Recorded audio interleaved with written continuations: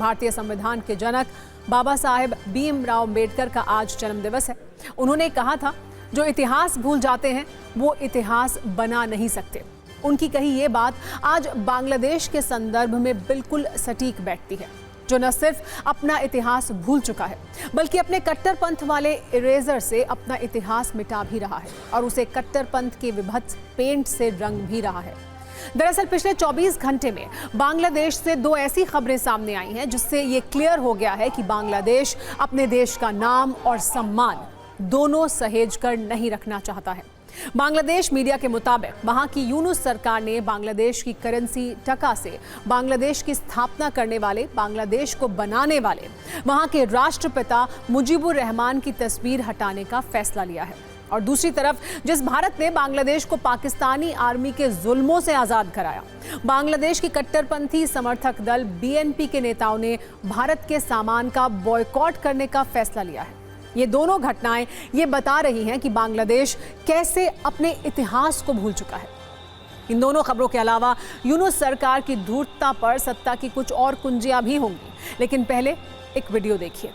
ये वीडियो बांग्लादेश की पूर्व पीएम खालिदा जिया की बांग्लादेश नेशनलिस्ट पार्टी के भारत विरोध का है। कल बीएनपी के वरिष्ठ संयुक्त महासचिव रूहुल कबीर रिजवी ने ढाका में अपनी पत्नी की भारतीय साड़ी को जलाते हुए भारत के खिलाफ विरोध प्रदर्शन किया। रिजवी ने प्रदर्शन के दौरान अपने कार्यकर्ताओं समेत सभी लोगों से भारतीय प्रोडक्ट्स के बॉयकॉट की अपील की। बीएनपी नेता का यह गुस्सा त्रिपुरा में बांग्लादेश के सहायक उच्चायोग के प्रदर्शन के खिलाफ था। रिजवी ने भारतीय मीडिया पर गलत खबरों को फैलाने का आरोप भी लगाया।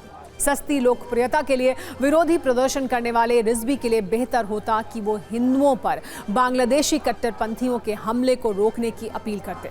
इससे उनके देश की बदनामी भी कम होती और पत्नी की साड़ी भी नहीं जलानी पड़ती। वैसे भी सच में अगर बांग्लादेश भारत के सामान का बॉयकॉट करना चाहता तो पहले उसे उन एहसानों को चुकाना चाहिए जो पिछले 50 वर्षों से बांग्लादेश के खाते में क्रेडिट हो रहे हैं। फिर वो चाहे 1971 में मुक्ति संग्राम में भारत से मिली सैन्य सहायता हो, 1 करोड़ बांग्लादेशी शरणार्थियों को सहारा हो या फिर $7 अरब की आर्थिक मदद। साड़ी जलाकर बॉयकॉट खेलने से सही मायने में बॉयकॉट नहीं हो जाता है।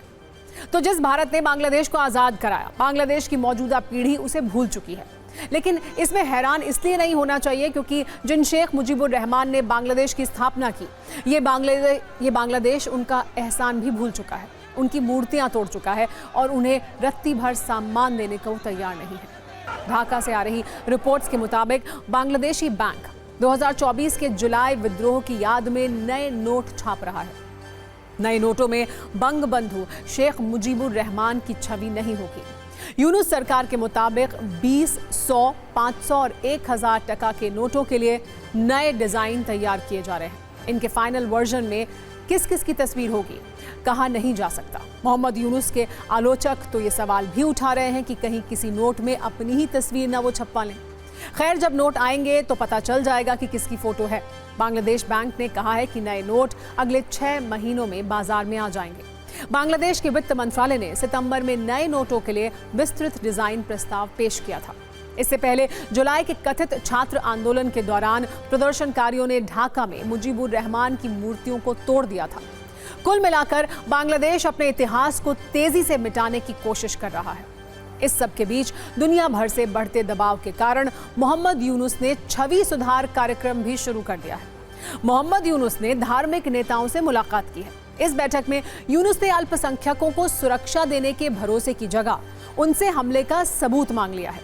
यूनुस ने कहा है कि अल्पसंख्यकों पर हमलों का मुद्दा बार बार उठ रहा है, लेकिन वास्तविकता और विदेशी मीडिया के दावों में अंतर है।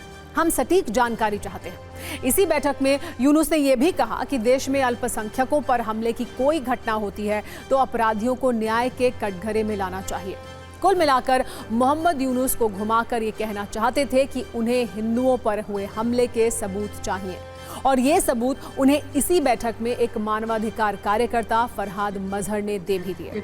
मजहर ने सबके सामने मोहम्मद यूनुस से पूछा कि चिन्मय दास को ना हिंदुओं की सुरक्षा मांगी थी और उन्हें देशद्रोह के आरोप में गिरफ्तार कर लिया गया। क्या सुरक्षा मांगना बांग्लादेश में देशद्रोह है? सुनिए एक बार उस बैठक में क्या क्या हुआ। हिंदू विरोधी हिंसा पर इतने दिनों बाद मोहम्मद यूनुस की नींद टूटने के पीछे का बड़ा कारण दुनिया भर से बनने वाला दबाव भी है।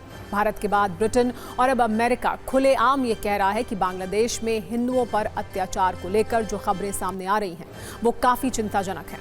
अमेरिका के विदेश विभाग के प्रवक्ता ने तो ये तक कह दिया कि धार्मिक स्वतंत्रता और मानवाधिकारों का सम्मान होना चाहिए। तो बांग्लादेश में हिंदुओं पर तो हमले हो ही रहे हैं। इस बीच बांग्लादेश सरकार ने भारत के खिलाफ एक नई तैयारी शुरू कर दी है। भारत की सीमा के पास बांग्लादेश सैन्य इंफ्रास्ट्रक्चर बना रहा है। उत्तर बंगाल में चिकन नेक कहे जाने वाले सिलीगुड़ी कॉरिडोर के पास 2 जगहों पर एयर स्ट्रिप को नए सिरे से बनाया जा रहा है। फिलहाल इस चिकन नेक एरिया के पास निगरानी के लिए टर्किश ड्रोन तैनात कर दिए गए हैं। ये ड्रोन अनमैन्ड एरियल व्हीकल यानी UAV बायरक्तार TB2 हैं और बांग्लादेश ने इसी साल तुर्की से ऐसे 12 ड्रोन खरीदे हैं। तो वो बांग्लादेश जिसके सैनिकों को भारतीय सेना ने ट्रेनिंग दी है, भारत ने हथियार दिए हैं और वो भारत को ही दुश्मन मानकर ड्रोन दिखा रहा है।